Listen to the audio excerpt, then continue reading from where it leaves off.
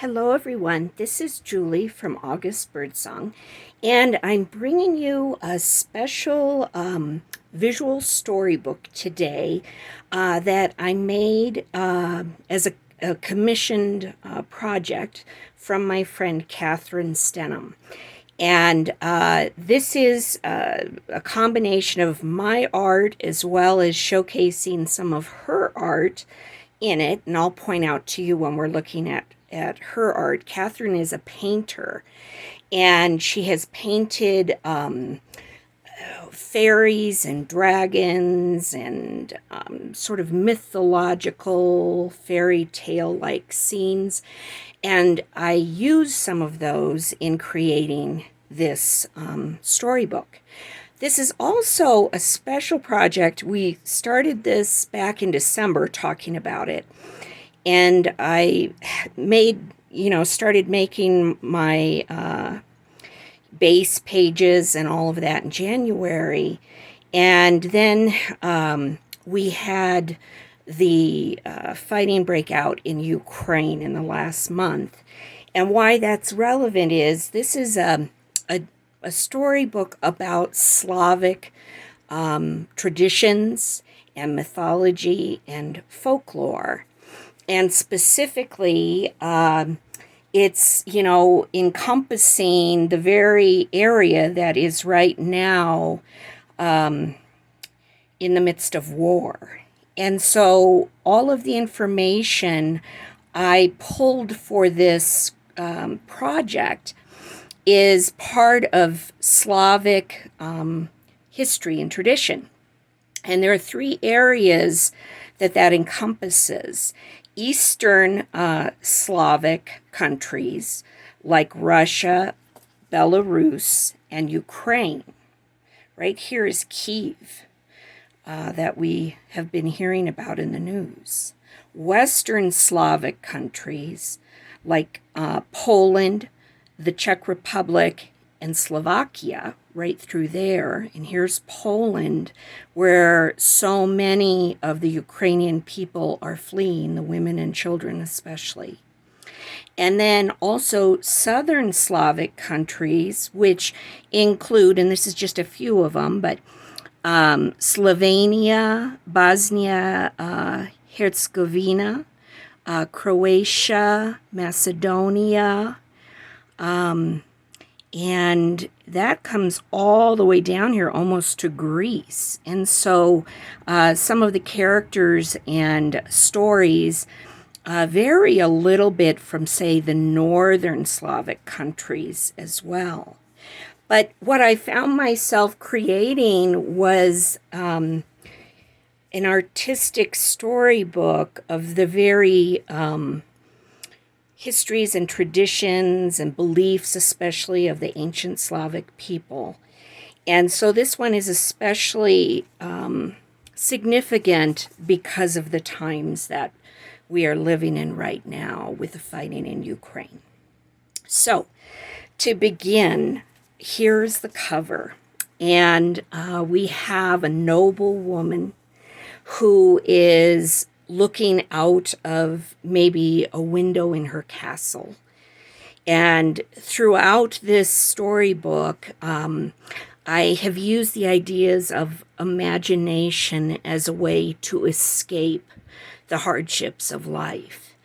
And she looks wealthy. She has beautiful clothing and this kokoshnik, which is a raised headdress that the nobles wore, the wealthy and the royalty would wear. And they were extremely expensive to create because they were filled with jewels and embroidery and valuables. And so only the elite in society would have been able to afford it, like a queen. And her party of women surrounding her. So she wants to escape, and she's here by her spinning wheel, and the spinning wheel is going to take on a lot of significance throughout this journal because for the time, and we're talking hundreds of years ago, women especially were valued on their weaving and sewing and embroidery skills. And they would literally grow the flax that was then spun into thread and woven into cloth and etc. And when husbands were determining their wives, it was the women who made the most beautiful cloth and clothing who were, the ideal catch.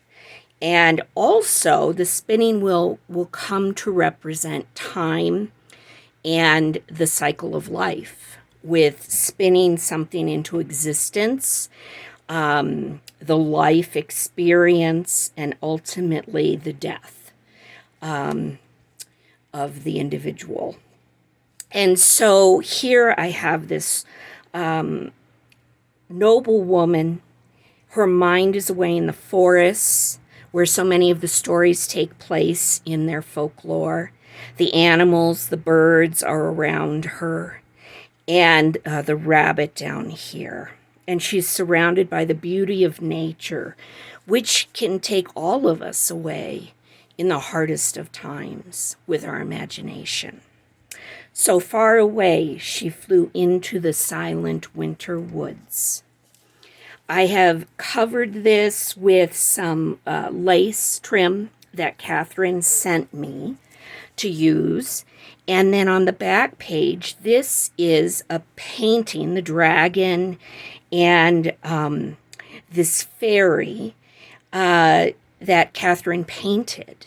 And what I did is I fussy cut around the general background and then incorporated all of my other elements, the cherries, the grasses, the flowers, etc., around the scene, so that, it captured that feeling of a mythical dragon hidden in the forest with the fairy who is showing him love and affection and drawing on the fierce and heroic nature of the dragon, drawing that into her own being.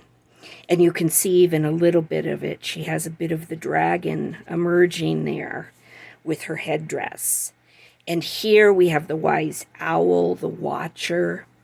And I've just put some partial quotes in here. Darkness there, nothing more.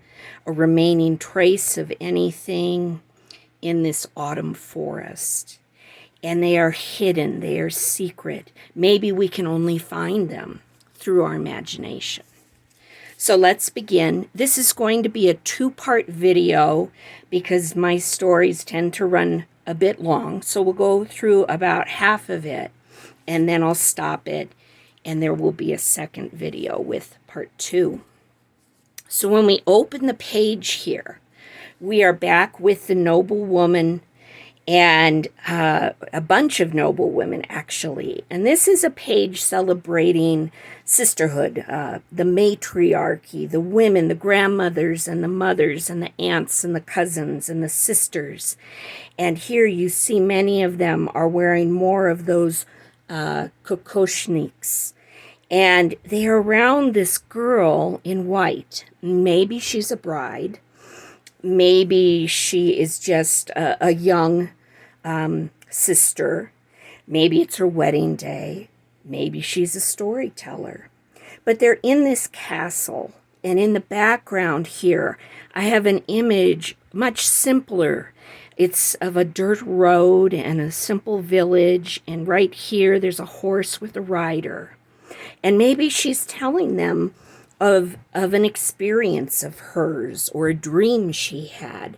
Maybe she is actually Helen the Beautiful, who was the bride of Ivan Tsarevich, who rescued her in the story of Ivan and the Grey Wolf, and then they married. So maybe it's that. That's what I had in mind as I created this page, is the women listening. We have maybe a servant lighting the oil lamp up here. We have some feathers, a peacock feather, and this other beautiful feather up here. And it's about stories and being taken away by them. And so the book starts here with this first page and a noble woman listening to a story being told. And you can see here I've decorated her headdress. And in the story, we go into the forest where there might be creatures like bears living in caves. This is a young bear. It looks happy, celebrating, coming out of hibernation maybe. And foxes and beautiful birds. And here we have a knight leaving the castle. And he is going into the forest. And the forest was a place of mystery and the unknown. And there were giants in the forest. Things like, let me find the name here, Balakcho, who were giants with 3 heads, who could blow cold winds and bring frost and ice to the land. Maybe he's going out to fight a Balachko. But he is on his way, and you can see here the details and how I have put that page together. And we flip the page. Here's another woman, and she has a more simple headdress. This is called a Kishka. It's more of a decorated cap. And maybe she's not quite as high as our other noble women, but she's on the page here. We have a falcon, which would have been used for hunting prey like rabbits, and potentially maybe pigeons or maybe ducks. I'm not sure if they would take on something that big. But we have a goddess here in the background, and this goddess's name is Chisholm, I think it is, Chilsbog, sorry. And she is a goddess in Slavic mythology of time and calculations and the lunar months. And the ancient Slavs lived on a lunar calendar. And so for them, the beginning of the year was March. The beginning of everything was with springtime. And so we have this old painting, and I've decided that's who she is. And moving on then, we have a small page here, and below this beautiful silky fabric that Catherine sent me is one of Catherine's dragons. And I've fussy cut out the background that the dragon was on. And actually, this is part of that background. But then I put this on dimensional dots, and we have gems and royal precious stones surrounding our dragon, because dragons were known to sleep with their treasures, their riches. And the dragons were called Zmi. And some of them live to 100 years or older. And here I have some of Catherine's little nymphs that I actually took off a different picture of hers and just put them into this scene. And they are tiptoeing around our dragon. And when you flip it here, we have just another image of nature, the birds. Here's the rabbit peeking out. Some coat of arms and heraldry to go with our nobility for the book.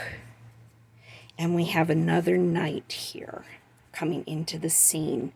And he is patrolling for those giants I mentioned before, patrolling in the forests around the surrounding castle, because those Balachko were known to steal away princesses.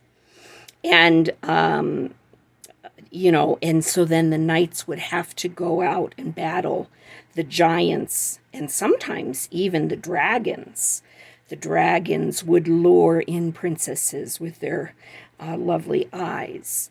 And so he is patrolling. And it says here, the journey of 1,000 miles begins with a single step. And here on the inside of this, we have Elkanahs, and they were half bird, half women from the underworld. And so again, we're going into ancient mythology, and this is Slavic mythology. And all mythologies for all different people in the world have common threads where they are trying to explain their world in a time before science and reason, and definitely electricity and computers and things like that could give us more answers. And so the Elkanahs were thought to call in storms at sea, and they would drop eggs, like birds' eggs, into the water to create turbulence and waves. And sometimes fishing boats or other ships would sink at sea.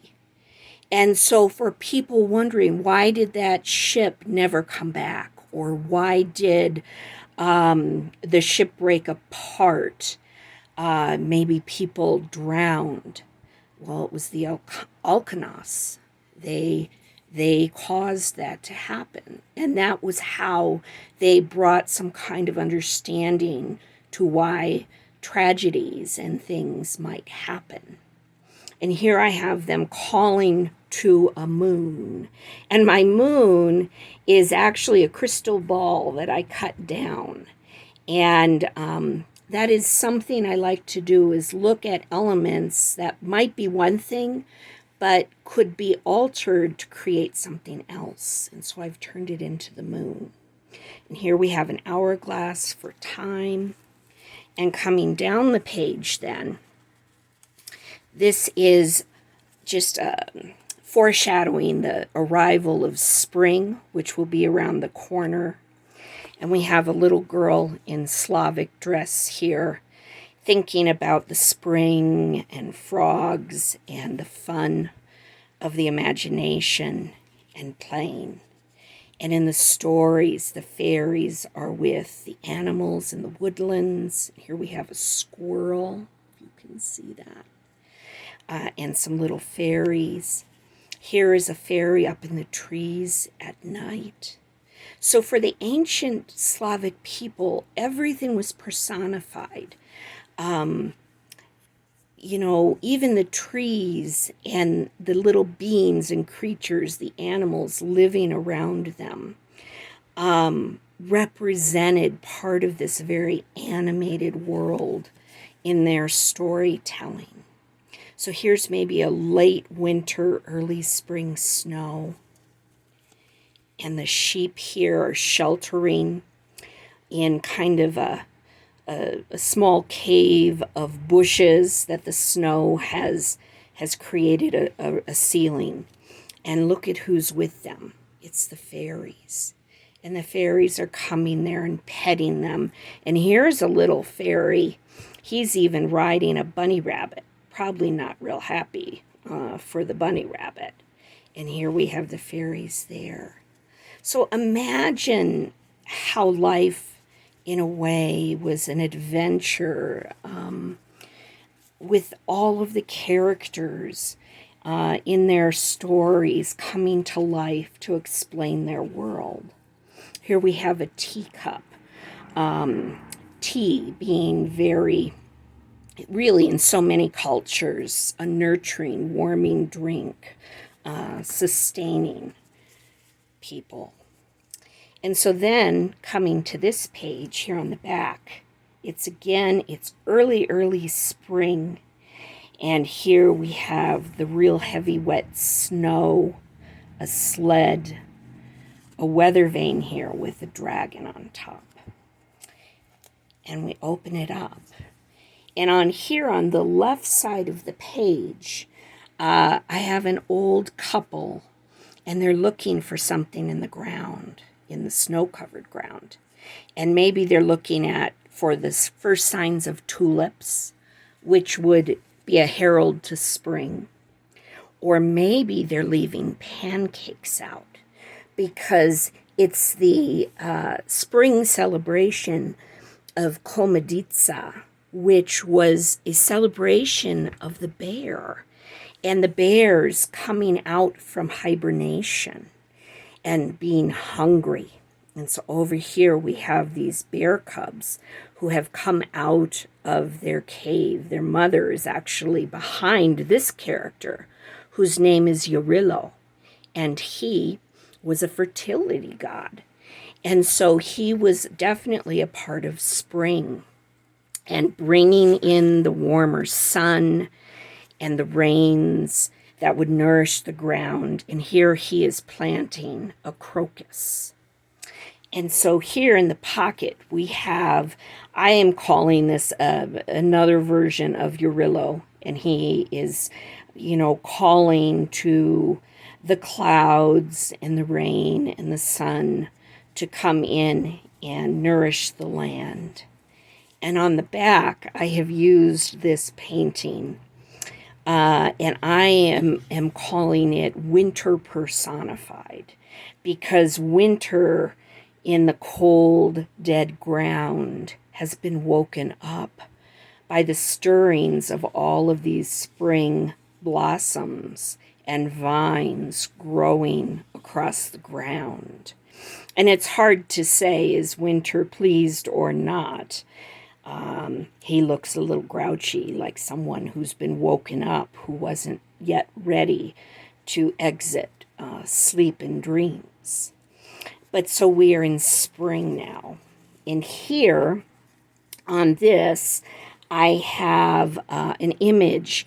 And this I would compare to, if you think of the Greek character Persephone, goddess of springtime. And this is the goddess, I'm calling her for my purposes, Vesna, who was a goddess representing spring and growth and the blossoms and youth of life. And behind her here is Mokash. And in the Slavic tradition, Mokash was a goddess of women's daily life and women's destiny. And she was also called the Grain Mother. And in some early stories, Mokash is also a Baba Yaga figure. And if you know Baba Yaga, you know that in future times, she was depicted as a witch and someone evil and to be feared in the forest. But initially, she was really like a caring grandmother, a provider, a guide for the young, Vesna here, a teacher of how to provide and grow and harvest food and feed people. But when Christianity began to influence those ancient myths, Mokash took on a more negative, witch-like persona. And that's where we have the more modern Baba Yaga, who is often perceived as a witch. But for this, I have kept her Mokash as an elder figure of women who will guide the young women. And here could be another image. This could be a fairy or another version of Vesna, the goddess of spring, with her headdress of butterflies and leaves. And her purse may be of gold or maybe of seeds to sprinkle on the earth as everything comes back to life. And so we turn the page. Oh, and we already looked at that page. And so here, I have again here some of that beautiful silky fabric of Catherine's. And here I have taken its paper, it's a Klimt, the artist Klimt, it's a painting of his, of this sort of gypsy caravan. And what I've done is I've fussy cut things out and lifted it with dimensional dots to put my sunflowers in here. And these gypsies are part of the Slavic tradition too. And the name gypsy comes from the misunderstanding of Europeans who thought the gypsies had come from Egypt, when they most likely came up through India, with, other people who would evolve into those different Slavic, who would live in those different Slavic regions that I talked about at the beginning. But the gypsies never really totally settled. They're very nomadic. They're travelers and living off the earth and being creative and being a free spirit. So here I have them here, and I've added some fiber from a Tattered Dream on Etsy. And here we have another image of spring and another Vesna character. And I've used the word magician and the rabbit because spring is a magical time when everything that has been dead, like our winter personified character, it comes to life in magnificent beauty. Here is another picture of Catherine's. And this is of a dragon here, and he's a subtle sort of mossy green dragon. And I fussy cut out the background colors, and here's the fairy here with this dragon, this Zmi, and she is being kind to it, and it's licking her hand. And it says, where there is love, there is no darkness. And so he hides in the shadow